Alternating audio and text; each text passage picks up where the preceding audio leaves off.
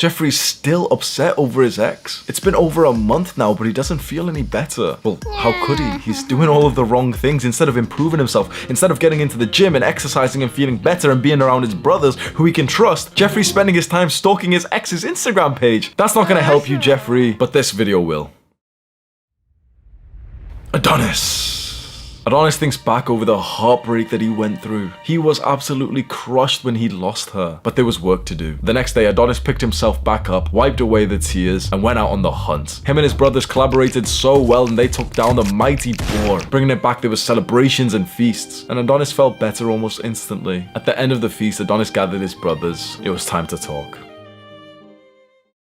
I got into my first serious relationship at age 19 and I lost my virginity to her. I hadn't done really anything sexual before this point and we were already in a relationship. So I lost my virginity to like a girl that I already loved, which was quite special. And we had quite an intense relationship. We didn't live together, but we lived very close to each other in like student halls in our university. And we saw each other literally every single day for like 3 months straight. And, you know, problems began in the relationship and I have to take accountability for that because I caused a lot of them. I've learned a lot since then anyway. But eventually the relationship ends and I remember it ending very close to like Christmas and New Year's. And so I remember that the month of January after the relationship had ended was one of the worst months of my life. It was like literally such an intense period of depression, of nihilism, of like sadness and crying. I truly had like bonded with this girl emotionally, spiritually, sexually. I truly believed that we were gonna have children together. And when it became apparent that that wasn't going to be the case and we split up almost like somewhat on a mutual term, more on my side of splitting up, and she actually dropped out of university along this, so you know there was no going back or anything. She left the city that I was in. I literally remember the exact day that she left. You know, her parents came to pick her up and everything and she dropped out of university. She somewhat dropped out because of me and because of the stress of our relationship, but also because she had like a disability. She had like pretty severe health condition, and so she dropped out because that got a lot worse with the stress of our relationship. Essentially, we broke up on the same day that she left.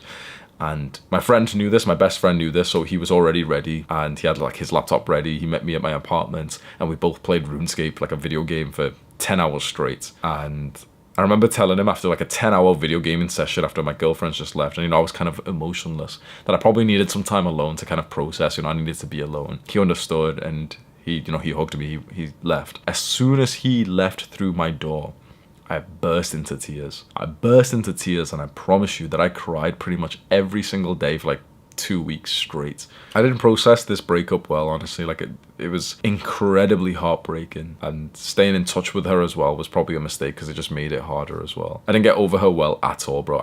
I turned into like a recluse. I didn't speak to anyone. It was probably the worst time that it could have happened because then everyone, including my best friend, went home for Christmas and New Year's and I stayed there in that accommodation. I remember just staying there on Christmas Day by myself. I don't really celebrate Christmas. I'm brown and everything, but I literally just stayed there by myself, just playing RuneScape video games for 10, 15, literally 18 hours a day. I'm not even joking, bro. Imagine playing a video game, the same video game for 18 hours a day.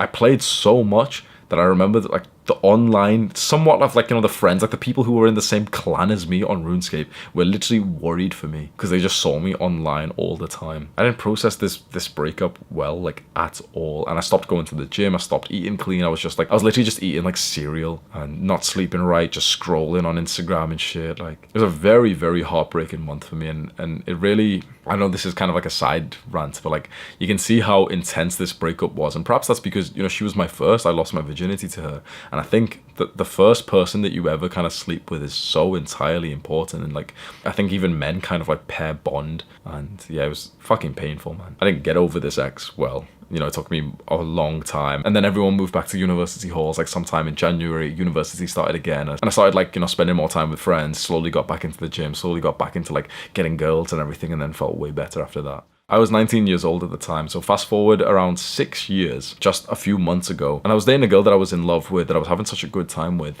and that I kind of knew that I had to break up with because I was dating her here in the UK and I was about to go on to a massive long-term trip abroad, and I don't want to do like long distance ever. So it became clear that I would have to like break up with her because I was going on to this trip. I wasn't going to come back for literally like 3 to 6 months, and I'm not going to do some kind of like long distance relationship just like, oh, you know, wait for me, baby. I don't want to do that, right? So there's this girl that I fully love. I'd spent quite a lot of time with, really good time with, and when it was time to break up, I remember she dropped me off at the train station when I was literally about to take my flight to Thailand, and she's literally bursting out into tears. I remember her face being like so pink, like so red with like just heartbreak. And I just managed it quite well. Honestly, I was actually quite impressed at like how well I managed it. You know, there was a sense of like sadness, saying goodbye, and a sense of heartbreak.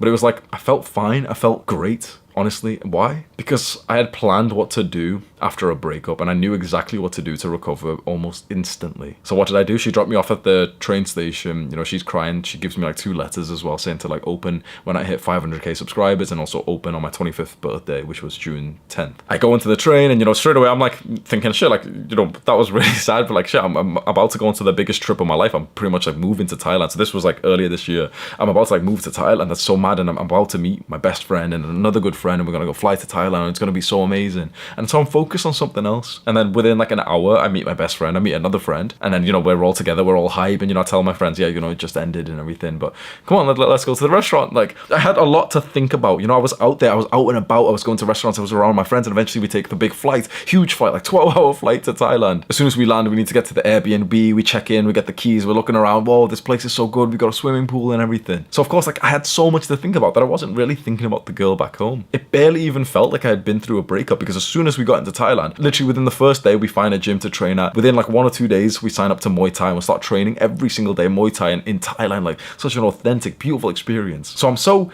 I wouldn't even say distracted, but I'm just so busy in such a wholesome, productive way that I wasn't sat there just feeling so sad and depressed. Just 1 or 2 weeks later, I meet an awesome guy named Jack, and then I meet his friend Bill, and then we become almost like a little squad, and I've got like the boys around me. I was just too busy to think about this girl that I just broken up with. So you can see a night and day difference between how I navigated these 2 breakups. On one hand, the first breakup, I literally just played video games all day. I was just being sorry for myself. I stopped doing all of the good habits that I was doing. And I think most importantly, I stopped spending time with friends. It was such an unfortunate circumstance that this breakup was at the same time that literally all of my friends and most people were leaving our student university halls to like go back home to their family to like celebrate Christmas. And so I was literally all by myself. Whereas in this breakup just a few months ago, I'm so busy with literally going to a new country and then just totally being around my best friends every single day that it just didn't really affect me that much. Of course, there was a sense of sadness and heartbreak, but it didn't make me depressed. And this is so serious. I think breakups after a relationship are probably the #1 reason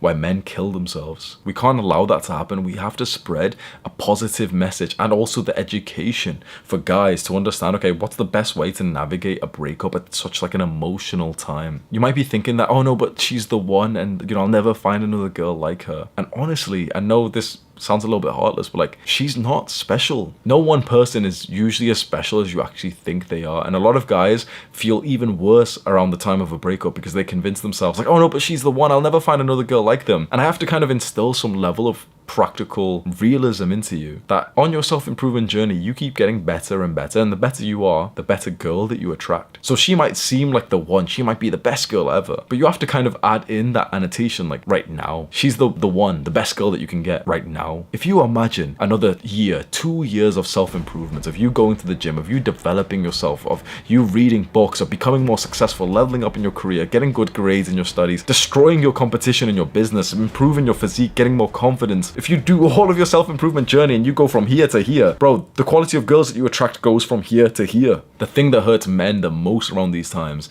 is that they kind of convince themselves that they'll never find a girl like that again. And it's because you've got this kind of fairy tale view of the world, this almost nihilistic sense to think like, oh, but she was so special that And I know that this sounds quite insulting towards her, but I'm going to say it again. She's not special, and you can and will find a woman on her level or probably higher as long as you do the good things that develop yourself. So this is exactly what you do to get over an ex as fast as possible. You double down on your self-improvement journey, even though it feels hard, even though you're getting all these like negative, dark thoughts, and even though you just don't feel good, and you've got this sense of like nihilism and this dry throat, like this gulp in your throat and that heart pain, like gut punch feeling. You do as much as you can, and you keep just one thing in mind: your future self. You keep in your mind your future self and just think, okay, what is going to make his life better? It's me being a sorry piece of shit, eating a bunch of like junk food, complaining, scrolling on Instagram, looking at her pictures, is that gonna help my future self or not? No, it's of course not. He's gonna feel worse. And think to yourself, okay, what would help him? Visualize your future self and think, fuck, imagine 6 months from now, I bet he'd like having a 6-pack abs. I bet he'd like having another 5 pounds of muscle. I bet he'd like being more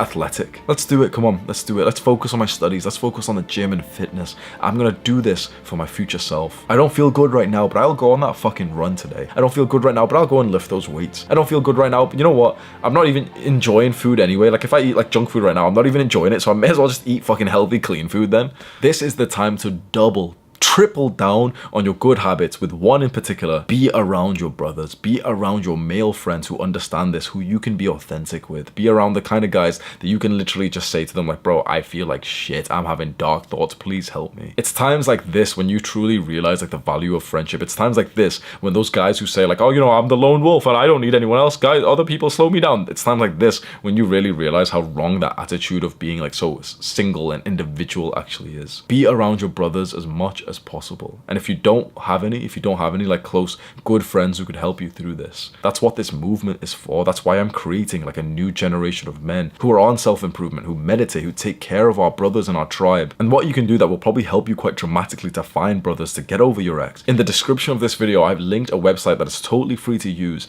and it's a way to find other men on self-improvement. You literally just click on it, it finds what country you're in, and then it puts you onto a particular Discord server that's based on your country. And people in that server will literally be saying like, hey, does anyone want to meet in this particular park or this gym for a workout? Or people are literally meeting up in person from this movement to like join together, because we need a level of brotherhood that's been taken away from us. It is so utterly important to be next to other guys, and I can give you one weird practical tip. It's so like practical, so specific. Starting a new physical endeavor, especially like a new kind of sport, a new kind of training, will have incredibly high ROI at a time like this. So when you're going through a breakup, the general advice is like, yeah, go to the gym, you know, do some exercise, yeah, it helps. What I've personally found is that you will feel much better when you're going through a breakup to find a new physical kind of sport or training entirely. So for example, if you're normally a guy who just lifts weights, maybe continue that because, you know, lifting weights is awesome, but then start Muay Thai. That's exactly what I did, and that discipline, sort of new kind of fitness, takes up so much of your mind that you don't even have the capacity to think about anything else. So for you, if you're a guy who normally does calisthenics and then you go through a breakup and you really want to recover as fast as possible, take up a new physical hobby like running and go work up to running a 10K within 3 months from now. There's your challenge, bro. If you want something else to focus on, go run your first 10K within 3 months from now, and I guarantee over that pursuit you will feel so much better, especially if you can find another guy to do it with. Breakups are tough, but it's one of those things that, like, honestly, you look back and you're like, fuck, that turned me into a man. It's interesting that when you hear the stories of guys who are maybe slightly older than you, and if you ask them, like, you know, about that breakup that they had, and ask them, like, would they change it? They'll always say no. Like, if you ask me right now, would I just dissolve the thought, all the experience of the breakups that I've been through? No. I'm grateful for them because they've led me to the man that I am today. And that's where I want to get you to. Scroll down right now, click on the subscribe button underneath this video, and click and watch this video as well. Do the hard work, especially when you don't feel like it. Mwah.